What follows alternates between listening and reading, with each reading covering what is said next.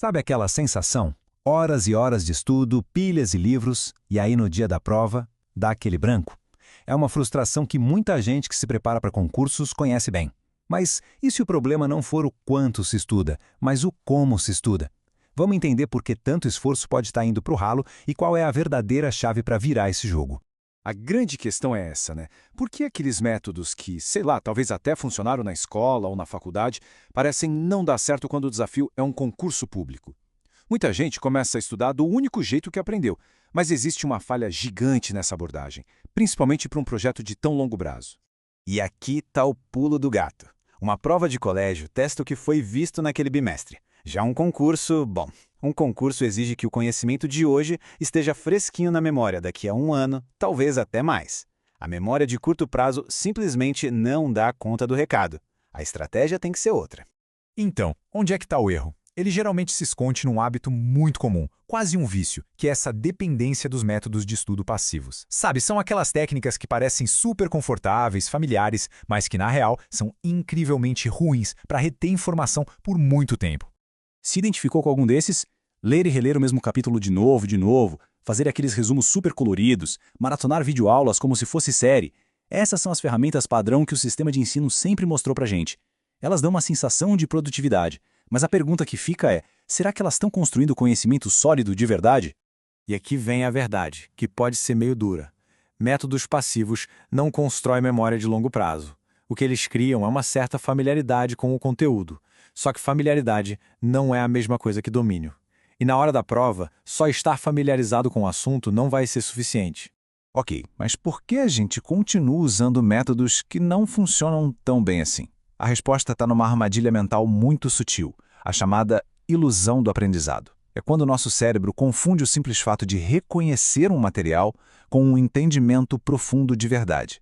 O nome técnico para isso é ilusão de fluência. É aquela sensação gostosa de ler um texto pela terceira vez e pensar, agora sim eu entendi. Só que o que está acontecendo ali é que o cérebro não está se esforçando para recuperar a informação. Ele está só reconhecendo algo que ele já viu. É um conforto que engana. E o resultado dessa ilusão pode ser devastador, né? Quando os resultados não aparecem, a culpa muitas vezes cai na própria capacidade. Aí surge a autocrítica, aquela sensação de incapacidade, sem que a pessoa perceba que o problema não é ela, mas um método que está sendo usado. Então o ponto crucial é este aqui. De um lado, você tem o estudo passivo, ele é confortável, cria essa falsa sensação de domínio e, no fim das contas, leva ao esquecimento. Do outro lado, o estudo ativo. Ele exige esforço, ele joga na sua cara as lacunas no conhecimento, mas é o único caminho que de fato constrói memória de longo prazo. Bom, se o estudo passivo é o problema, qual seria a solução? O antídoto para isso é uma técnica poderosa, baseada em como o cérebro realmente aprende e fixa as coisas. O nome dela é retomada ativa. A definição é bem simples, mas o efeito é transformador. Retomada ativa é basicamente o esforço de buscar uma informação na mente sem poder consultar a fonte. É ser forçado a puxar o conhecimento, em vez de só receber passivamente. Em resumo, é o ato de se testar o tempo todo. A lógica é bem direta e não tem como negar. A aprovação depende da memória de longo prazo. E a memória de longo prazo é forjada no fogo do esforço cognitivo, ou seja, na retomada ativa. Não existe atalho para isso.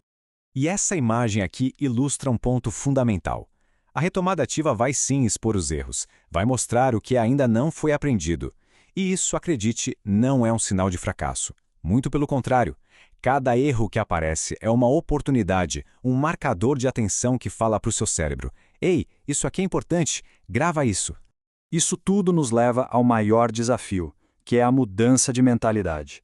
Adotar a retomada ativa significa sair da zona de conforto e abraçar um processo que, no começo, vai parecer bem mais difícil e bem menos gratificante.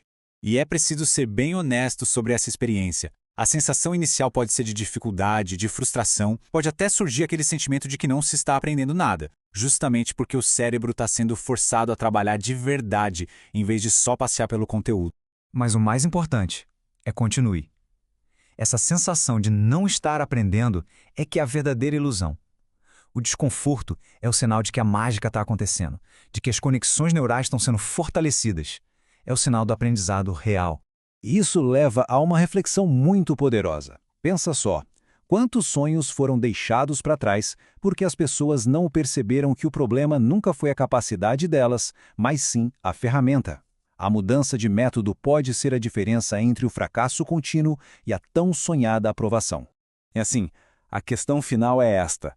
Com a diferença tão clara entre a ilusão de fluência e a construção real de memória, a escolha do caminho se torna uma decisão consciente. Qual método vai construir a base para a aprovação? A resposta exige o esforço e a coragem de estudar do jeito que realmente funciona.